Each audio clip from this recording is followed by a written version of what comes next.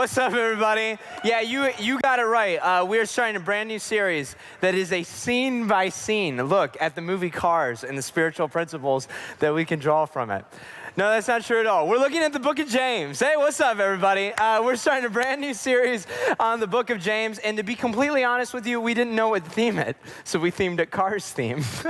So I hope you enjoyed that. That's not going to get old in 3 weeks, but we're sticking with it. Anyways, all right, yeah, that's what I got. We are doing a new series on the book of James. If you've never read the book of James in the Bible before, it's a fascinating book, actually. It's actually a letter, and the book of James is a letter written by this guy named James to the early church, the earliest church that existed. He was one of the church leaders, and he's writing to a persecuted church. And so James, trying to kind of pull this church together, trying to make sure that they're following Jesus. He's actually, fun fact about James is actually Jesus's brother, or half-brother, if you really want to slice it. Like Mary and Joseph had another kid, and that was James. And so James is kind of writing to this church, and he's saying, hey, this is what we need to cling to. This is what we need to look to. And at the end of the day, what James is really trying to explain in his book, he's trying to explain what genuine faith is. What is actual faith, and how should faith actually look like? What is the very essence of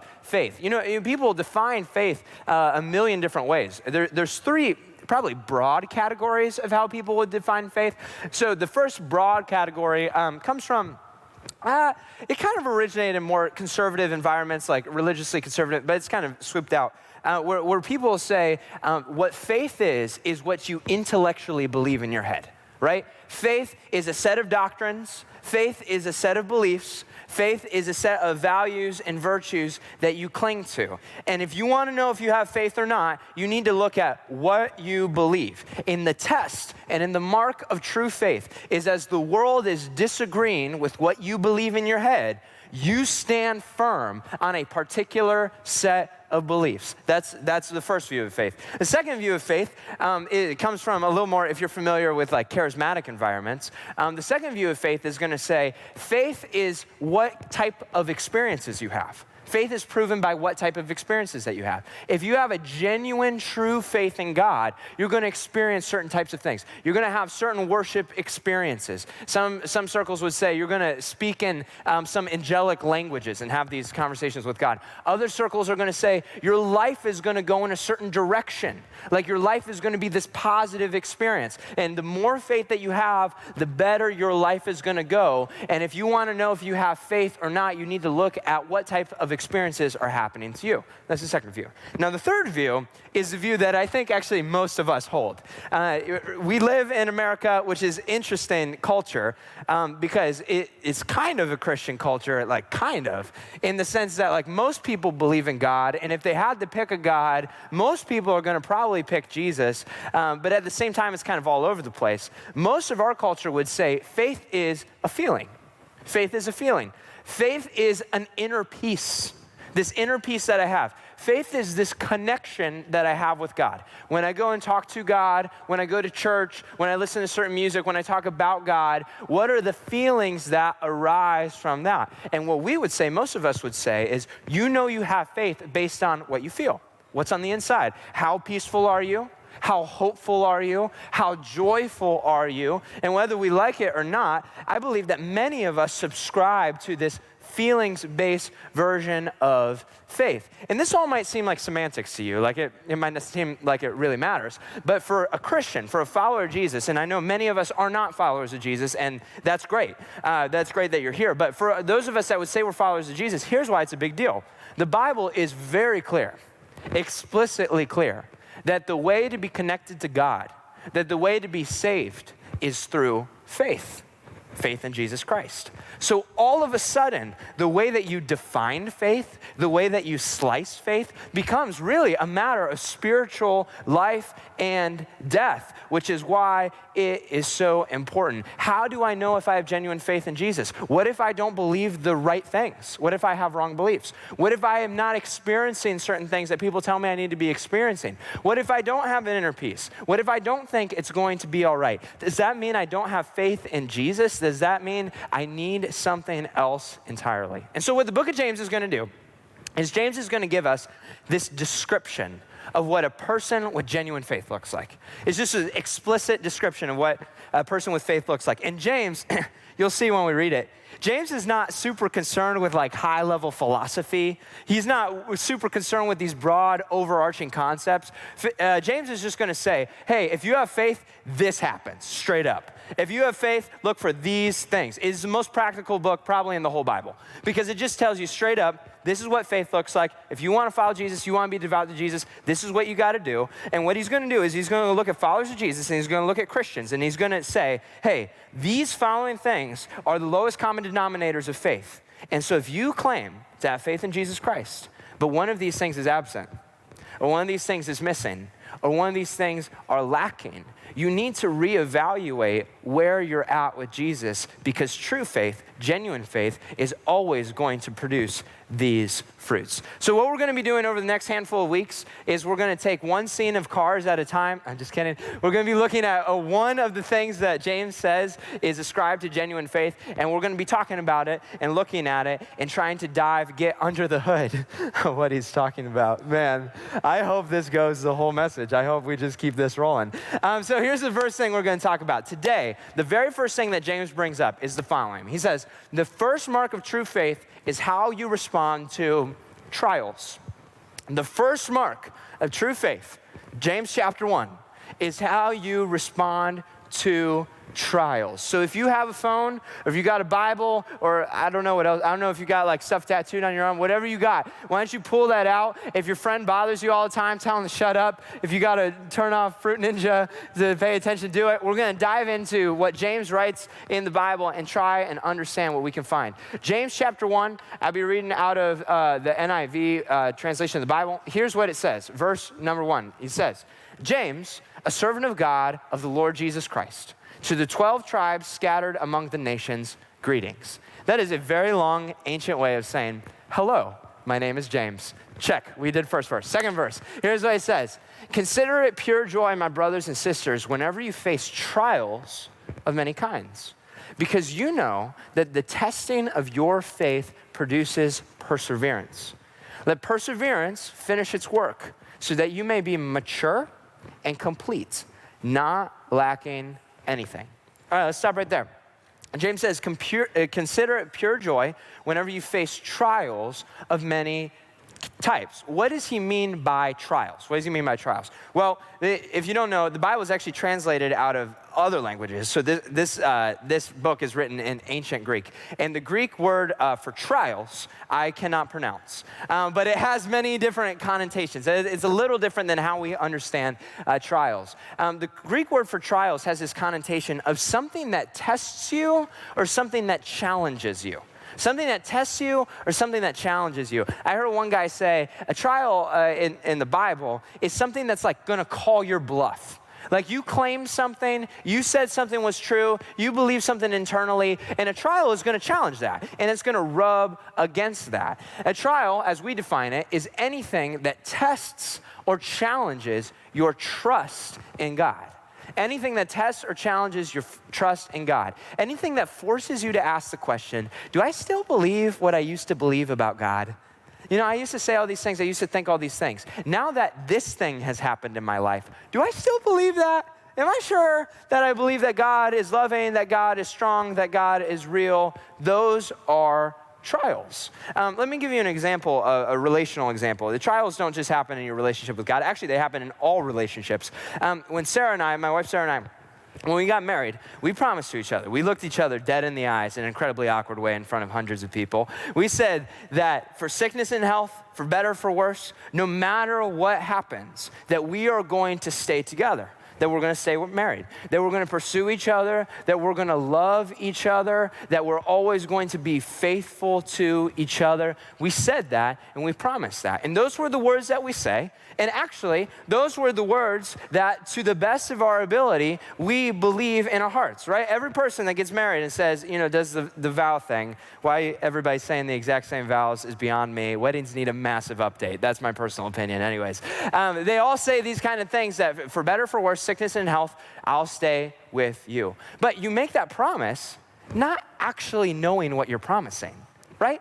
And when I promise that, Sarah, I'm going to stay with you no matter what, I actually don't know what challenges are going to lie ahead. So here's an example. I will never forget the first Christmas that Sarah and I were married. I hit a big old depression, big old massive depression. I have never really struggled with mental health stuff before. This was very, very out of character. I normally kick life in the face. I conquer in that way. But I was down, man. It was really, really bad. And what was challenging about that is every reason that I thought Sarah would want to be with me was off the table, right? So I thought maybe she likes being with me because I can be a leader. I wasn't a very good leader. I was down in the dumps. Maybe because I can be funny. I wasn't being very funny. Maybe it's because I can, turn the mood around, have a good time. I wasn't having a good time. And so all of a sudden, for better or for worse, we hit a trial that forces you to evaluate those words that I said, that thing that I believed, do I still follow through with that? And the same thing is in our relationship with God. I think many people have these mountaintop, amazing experiences with God, right? Where they're interacting with God, or they see God in a brand new way, or they're open up to the love and to the nature of God, and they say, Jesus, I believe that you are good. I believe that you are loving. I believe that you are powerful, and I will follow you to the ends of the earth. For sickness, health, for better, for worse, no matter what happens, Jesus, I want to follow you. And that's great. That's great. I think those moments are sincere moments, and I think those moments are powerful moments. But what happens when new information is presented? When you believe that Jesus is all good, Jesus is all loving, Jesus is all powerful, and you believe that when your life is going one way. But what happens when your life goes in a different direction? Those trials are going to test your trust, and those trials can be a wide range of things. What happens when you go through a devastating breakup? When you guys thought that you were going to make it to the end and that goes away? What happens when you lose your job or you lose your dream? What happens when someone passes away? What happens when a family member or a friend or someone you held dear, what happens when that person is no longer with you on the earth? What happens when you see suffering and you see injustice and you see the brokenness of the world up close? And you thought, Jesus, I thought you were doing what you're doing in my heart. I thought you were doing that with everybody. What do you do with that then? What happens when your family falls apart? The security, when the divorce kicks in. When everything's kind of getting shaked up, you found out that what you thought was secure, what you thought was normal, is not what you thought it was. What happens when your temptations don't go away and your life doesn't get better and following Jesus turns out to be harder than before you were following Jesus? What happens when you come face to face with abuse? When you have to go and revisit what happened in your childhood and look that in the eyes? When you actually face abuse in the present, head on, with physical, emotional, sexual, whatever it is? What happens when new information is presented that challenges what you thought you believed, that rubs up against the thing that you said, the thing that you clung to? Here's the very first point. This is what James is going to say. Every trial will either increase or decrease your trust, but it will not remain the same. Every trial that you go through will either increase or it will decrease your trust, but it will not remain the same. When James says, guys, consider it pure joy when you face trials, here's what he's not telling you. Let me just tell you what he's not telling you. He's not telling you that you need to be happy about the bad things that are going on in your life. My dog died. I'm all good. He's not telling you that. He's not telling you that you need to convince yourself that the bad things are actually good things. He's not telling you that you need to slap a smiley face emoji on every bad thing that happens in your life. Look at what he does actually say. He says, verse 2, consider it pure joy, my brothers and sisters, whenever you face trials of many kinds, because you know that the testing of your faith produces perseverance. Let perseverance finish its work, so that you may be mature and complete, not lacking anything. Here's what James is saying. He's saying, whenever you face trials, consider it joy, not because you think the trial is a good thing, not because you think the bad thing that's happening is actually a good thing. Consider it pure joy because it's an opportunity for you to grow closer to God in a way that you never could before. Consider it pure joy, not the trial, but when you're in the trial. because it's an opportunity to grow closer to God in a way that you never could have before, to expand your trust in a whole new way. When I was down in the dumps, I didn't think to myself, man, I am so glad I'm depressed. Oh my gosh, I love being depressed. This is so fun. I love waking up, and no matter how good of a day it is, it's terrible. Man, this is awesome. God's so good. Look at the rainbow. I'm not doing that. Why? Because that's absurd. That's ridiculous. But here's what I will say to this day. Here's what I will say. Man, I am glad that Sarah and I got to go through that together. I am glad. Because in my mind, if there was ever a doubt in that time frame, if I ever believed that Sarah only was with me or loved me for X reasons, well, now I know that she loves me just for who I am. And even when I have nothing to contribute, she'll be there for me. I trust her in a way that I never could have if that wasn't tested. A few months later, her health crashed. And it was getting really bad, and we were going to the doctors and having trouble walking and all this kind of stuff. And I wasn't thinking to myself, man, I'm really glad that my wife has a disease. Man, isn't this amazing? I really love the way it drains our bank account. I absolutely love that. I think that's the greatest thing in the entire world. I really love the way that she struggles. This is really fun to watch this. No, obviously not. Obviously not. But it's an opportunity to build trust in a whole new way. I got to look at that situation and say, hey, guess what? I get to prove my love when there's nothing to receive. I get to earn trust in a brand new way. When you face trials of many kinds, it's an opportunity to expand your trust in a way that you never could before. If I could take that trial away, would I? Totally. I'd get rid of that trial in a heartbeat. That's a stupid trial. Screw that, But you get to expand trust in a whole new way, and the same is true in your relationship with God. Here's the second point. If you want to be close to God, you have to go through trials. If you want to be close to God, you have to go through trials. This is why, if you're familiar with the prosperity Christianity, the prosperity gospel, this is why it's so ridiculous, right? Because they'll say, if you have a good relationship with God, you're not going to go through any trials at all. That's the dumbest crap I've ever heard. If you don't go through any trials, you can't have a relationship with God, right? The closest relationships that you have in your life are the people that you've gone through the most trials with, hence why you trust them, hence why you can pour out to them. If you want to be close to God, you have to go through trials, or else your trust in God is always going to be shallow. It's always going to be untested. That doesn't mean it's insincere. That doesn't mean it's fake, but it does mean it's never experienced any turbulence whatsoever. Look at verse 4. James chapter 1, verse 4. Here's what it says. He says, let perseverance finish its work so that you may be mature and complete, not lacking anything. Everybody wants to be mature, right? Let perseverance finish its work so that you may be mature and complete, not lacking anything. This whole phrase, mature, complete, not lacking anything, it literally means to be made whole, to be made perfect, to sustain in of itself, to not need anything else in your life. And James is saying, guys, okay, all these people are like, I'm going to follow Jesus to the ends of the earth. I'm going to follow Jesus with all my heart, soul, and mind. I'm going to do everything. And James is saying, if you want the type of relationship with Jesus that satisfies every need, if you want the type of relationship that brings you life and life to the full, the most complete, fulfilling relationship that you could possibly imagine, where you don't need anything, you're completely fulfilled in Jesus Christ and Jesus Christ alone, the way that you were made to be, you have to go through trials. You have to. It's the only way to have that type of relationship. When I was a kid, I'll never forget, I don't know, probably like 6, maybe 7, something like that.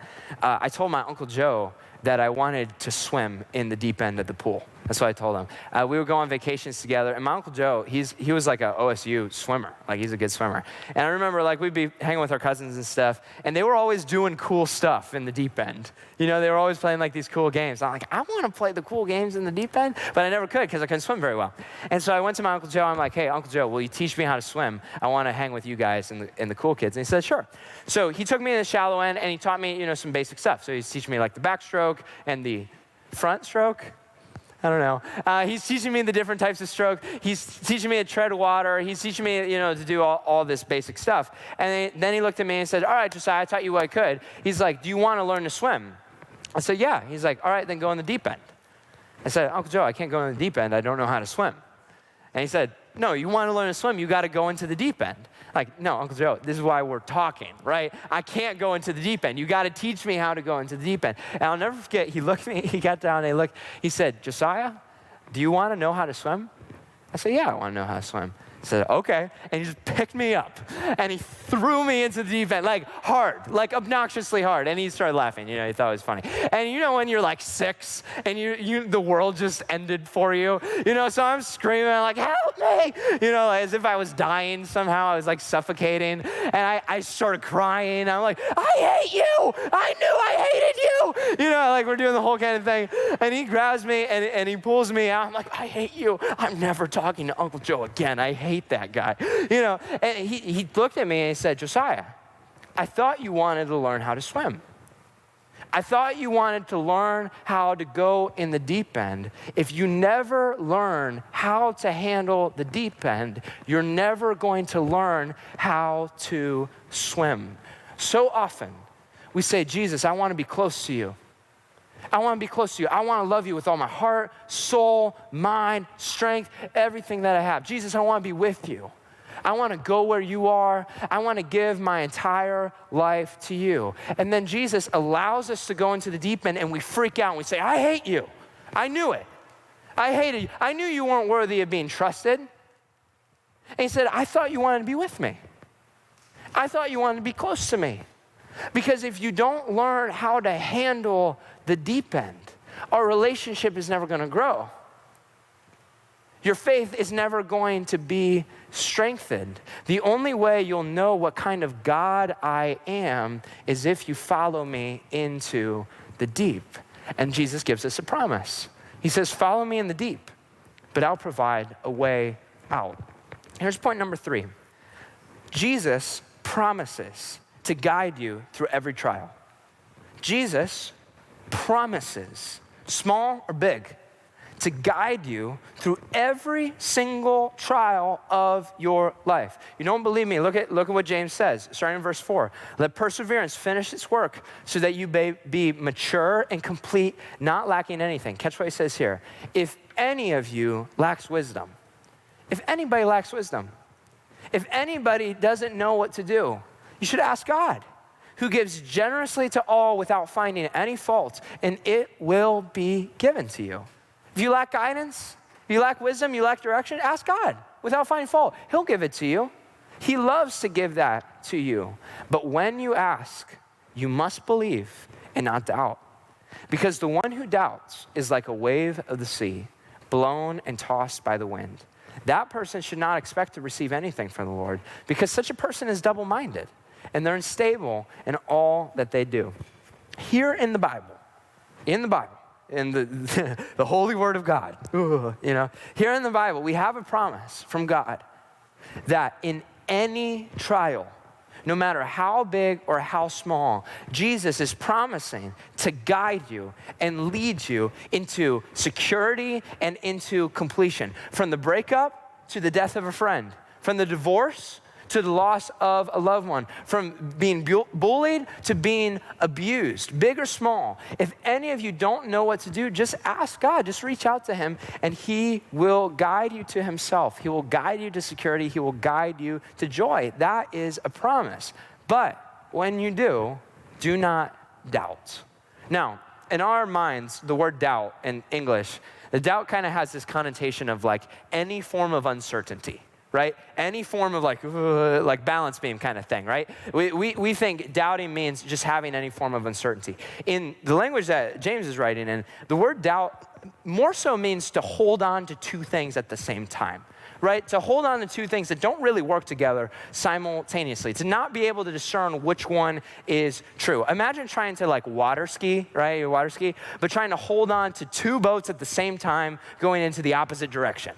Right? That's what James is saying, doubt. So James is saying, God promises to tell you what to do, to guide you to himself if you actually want to trust him. God promises to lead you, give you the wisdom that you need if you actually want to be led to where he is going. But if you don't want to trust him, or if you don't want to go where he's going to lead, you shouldn't even call him over. If you're going to hold on to this other boat that's going in a different direction, you probably shouldn't ask God to send his boat too. It's better to just go that direction to be ripped into two, right? If you ask wisdom, ask for it, but don't doubt.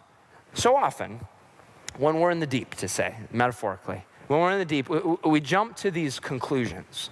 We jump to these extreme conclusions. We'll say, Jesus, by the mere fact that you allowed me to be in this situation, you are unloving. I don't trust you. By the mere fact that you did not prevent the situation from happening to begin with, I do not love you, I do not trust you, and I'm not going where you want to go. And then we start giving God terms and conditions. We say, Jesus, I will trust you if you take this whole situation and just get rid of it. Or Jesus, I will follow you if you reverse the direction that I am going right now. And what James is saying, he says that person is double-minded. That person is trying to hold on to two things at the same time. That person is a little bit unstable because they're holding on to one boat that says, Jesus, I will follow you anywhere you go. Jesus, I want you. I want to be close to you. I want your life and your life to the full. But simultaneously, they're holding on to another boat that says, I want to go where you go, but I want to do it my way. And I want to go where you want to lead, but I also want to go where I lead. And you're holding on to those two things, and when those things start going into the direction, you're totally screwed. Because at the end of the day, you don't trust where Jesus is leading. You doubt. You try and hold on to the other thing simultaneously. Here's the fourth point. Number 4, trials force you to let go of what you don't truly believe.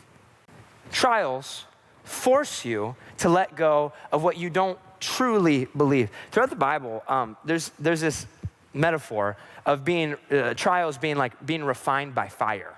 You know, and so I think when we think of being refined by fire, we think like trials are like being in a big old oven. You know, or we think like trials are like you're like forging a sword. Trials are like getting hit with a hammer. You know, but that's kind of part of it, I guess. But here's more so the idea. The refining process is this. If you were to take like a clump of precious metals, right? If you were to take a clump of like gold, some that you got from the ground, and you were to put it at excruciating heat, if you were to put it in this big old furnace, what's going to happen is every part of that clump that is not metal is going to fall off. Everything that's inconsistent with the substance that is actually there is going to be burned away. And so what they're saying in the Bible is like, it's like being refined. It's like the things that you don't actually believe, the things that you kind of say and kind of hold on to for kicks and giggles, those things aren't going to make it through the process of a trial. They are being refined. You can't hold on to two boats at the same time. You have to. What a trial does is it forces you to pick a direction.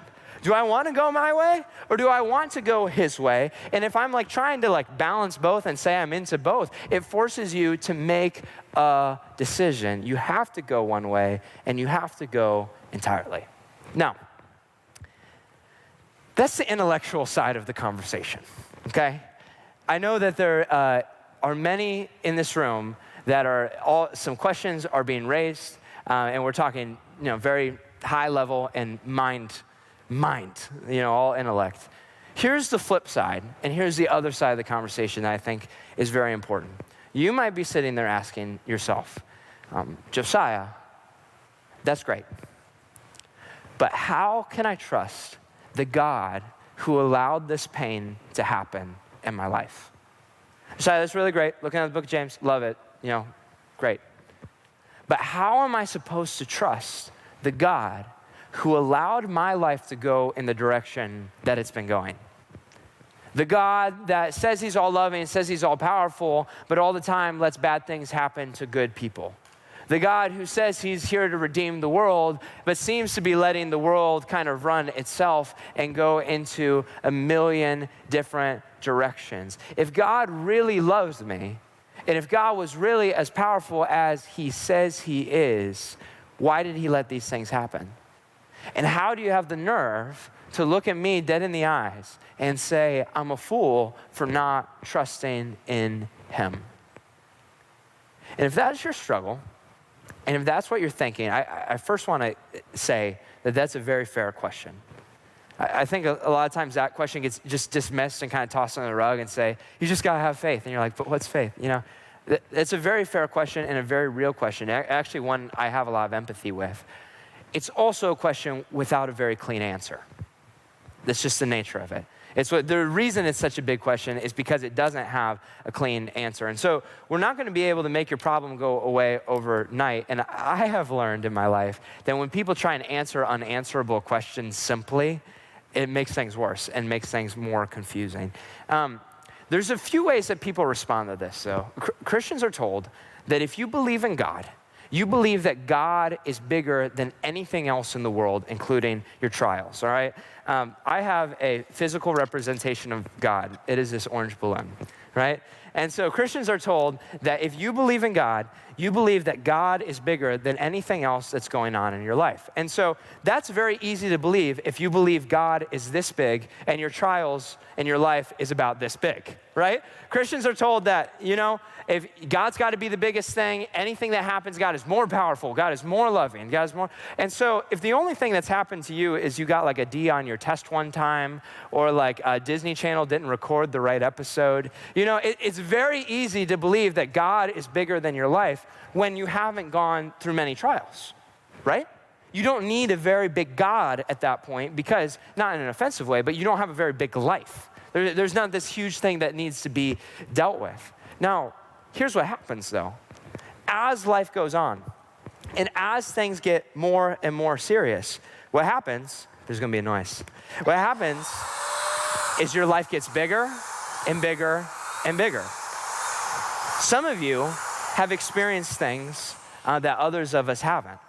Some of us have experienced immense abuse, immense abandonment, immense tragedy in our own lives.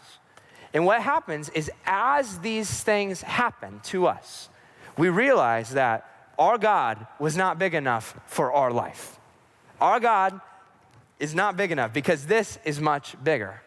And so there's two popular responses to this because, you know, a Christian person, if you grew up in the church, will know that you have to consider it pure joy when you face trials of many kinds. If you're a real follower of Jesus, you're supposed to be happy. You know, God's got to be the biggest thing in your life. And so there's been two responses. The first response is to be in denial about how big your life is, right? To try and basically compress it and shove it down.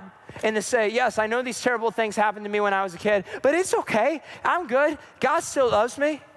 Yeah, I know my relationship with my dad is incredibly hurtful, is hurting me in some serious ways, but it's okay. God's my father now. It's all good. Yeah, I know the struggles of my childhood, the struggles of my temptations, the things that have been happening, the abuse that showed up. I know that that has happened to me, but it's good. God's made me a new creation. It's no big deal. And what we try and do, we're in denial of the size of this. And because God is only that big, we're trying to smush it. We're trying to get it smaller and smaller and smaller so we can say, hey, God's still bigger than this. Don't worry, I have faith. And that only works for so long. The second response, and sometimes people jump to it first, the second response is to be honest about this and to be honest about how much hardship we've experienced, how big the evils of the world actually are, how big suffering actually is. And when we look at it dead in the eye, and when we look at our God dead in the eyes, we realize that our God is not big enough to be the God of this life. The God that we were taught about, the God that we've heard about from a friend, the God that we've read books about and watched YouTube videos, whatever it is, that God, that Christian God is not big enough to be the God of this life. I talk to friends like this all the time. We'll be talking and they'll say, you know, I used to, you know, follow Jesus. I used to kind of do these things until I experienced the real world. I went out and I saw that there was pain and suffering. I went out and I was in the thick of my parents' ugly divorce. I went out and I saw, and everything that I was taught was not big enough and did not equip me to handle the reality of my own life. And after you try and make this bigger and it doesn't get bigger, and make this smaller and get smaller, the only option left is to look at it and say, you know what? Maybe this God isn't what I thought it was. Maybe he's not all loving the way that they said he was. Maybe he's not all strong the way that he said he was. Maybe he's not real in the way that I was taught. And a second option, especially to our generation, I think a lot of times feels like the more authentic option, the more honest option, the more true way to look at the world and look at our own life. But actually, it's very deceptive. It's very deceptive. Because in the first view, what you're trying to do is you're in denial about your own life and you're trying to compress it, right? You can't look your own life in the eyes and compute that with God, so you're just in denial about your own life. What the second view does is it keeps you, what popping God does, is it keeps you from actually asking the question, was I even looking at that the right way? Was I even evaluating the things the way that they needed to be evaluated? And the worst part of the whole thing is that when you get rid of God entirely, all you're left with is the life that has caused you so much pain to begin with. That's the only thing that is left. I think of it this way. Imagine you're in an airplane, okay? You're flying in an airplane. And you're in this airplane, it's just you and the pilot, and both engines give out. You know, you kind of look to the right and left. You see this in the movies, right? And both engines, and you know that this airplane is going down. We're going to die. This is it. There's no coming back. This airplane is going to crash. And so the pilot comes back to you and says, hey, this plane is going down. I got one parachute, and I want to give it to you. If you strap on this parachute, and if you jump out of the plane, your life will be saved, and you'll be all good. And you look at the pilot, and you think to yourself, because you're a smart person, you look at the pilot and you say, wait a second. Aren't you the pilot that allowed this mess to happen in the first place? Aren't you, if you were really a good pilot, we wouldn't be in this mess to begin with. The plane wouldn't be crashing. There would be no problem. You would have steered us to safety. Wasn't that your job? Weren't you the one with the training? Aren't you the one that has control? So why should I trust you? Why should I trust what you say? How do I know that the parachute isn't just going to give out on me the same way that the plane is right now? And the pilot looks at you, gentle and calm. He says, listen, I didn't cause this plane to fail. There's some mechanics to it. I can tell you about it, but I didn't cause this plane to fail. It's very complicated to understand, but whether I was piloting, this plane was going down no matter what. I don't have time to explain it to you, but I'm trying to save your life. And then you respond and you say, how could this not be your fault? Aren't you the person that has control? Aren't you the one who is the expert? How could this not be your fault? You're the pilot. The pilot looks at you very calmly and says, trust me, it's too complicated for you to understand right now. Trust me. There are mechanics of this plane that I understand and you don't. And I don't have the time to explain it to you right now. Right now, this plane is going to crash. And I need you to strap yourself in this parachute and save your own life. What option 2 causes us to do is it causes us to stay in the plane that's going to crash. It stalls us. It keeps us from making any kind of decision. It lets us live in a question, but not even attempt to look for an answer, not even look for a solution. Meanwhile, Jesus Christ is reaching out his hand and saying to you, I see things that you don't see. I know things that you don't know. I understand things that you can't understand, and I'm begging you to trust me. I'm here to save your life. This is the reason I'm here. I'm begging you to listen to me. I don't have time to explain, but I'm here to save you. Point number 5 is this. Jesus threw himself into the middle of our pain.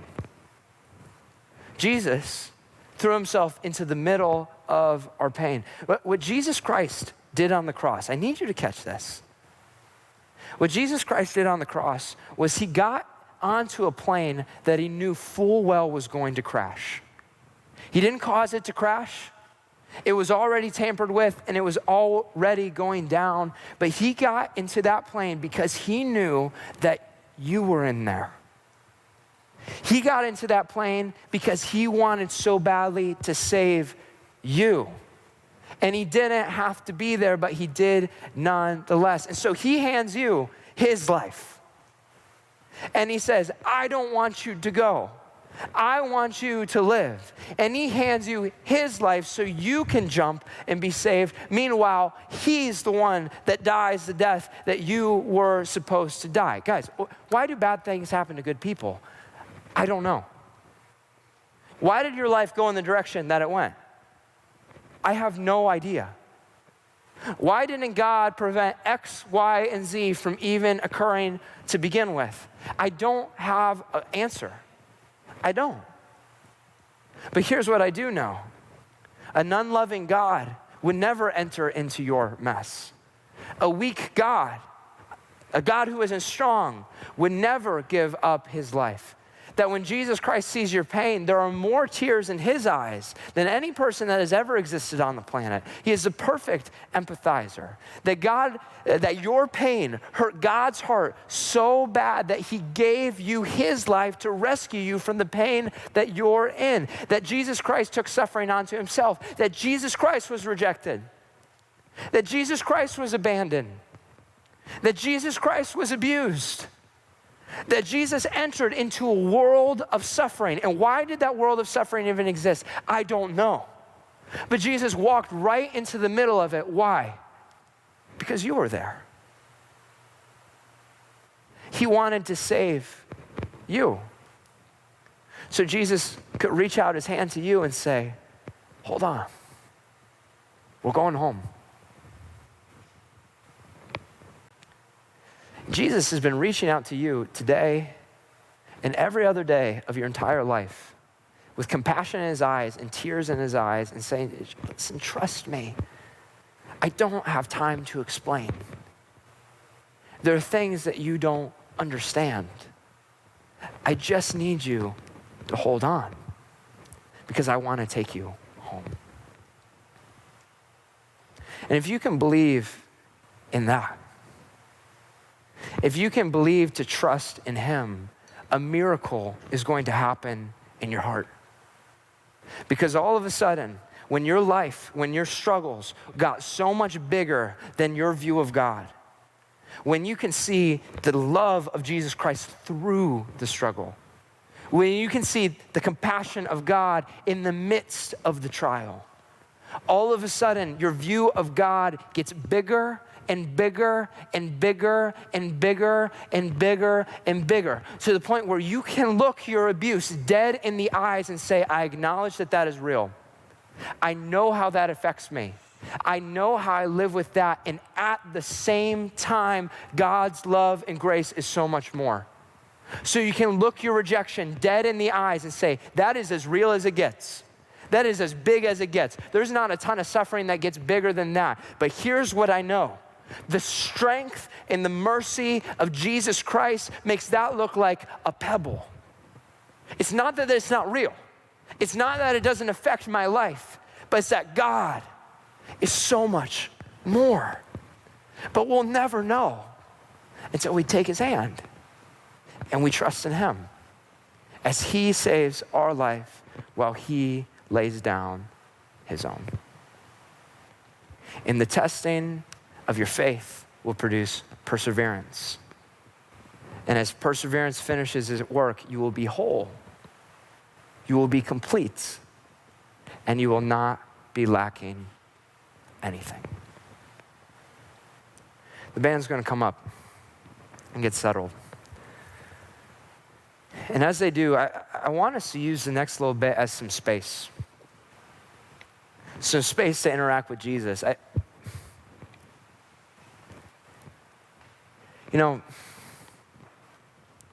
Before we jump to conclusions about who God is, we have to ask for help. We have to ask for wisdom. We have to ask for faith. And I believe that many of us in this room, we're going through some crap right now. Some real garbage Nothing shallow about it. And I want you to use this next bit, this space, to reach out and ask God to show himself to you. For the rest of us, I want us to cling to who Jesus is. To remember that he is loving and he is strong. And the biggest problem that you see in the world, use that problem to remind yourself that somehow his love and his power and his mercy and his grace is that much bigger. And it takes faith. But that is what faith is. Jesus, would you guide us to yourself? Would you show us your heart?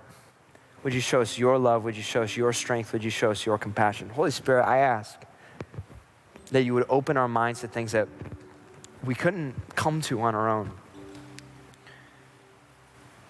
That you'd show us the depth of your love, the depth of the love of God that would lay down his life. Draw us to yourself. And Jesus, I just ask that tonight you would find your kids, and you remind them of the love of their Father in a real way. Nothing shallow, nothing fake. True, genuine faith. We love you, Jesus. In your name, amen. Thanks again for tuning in to the Collective Podcast. If you have any questions about anything that we talked about today, or you just want to reach out for help or advice or someone to talk to, we always want to make ourselves available to you.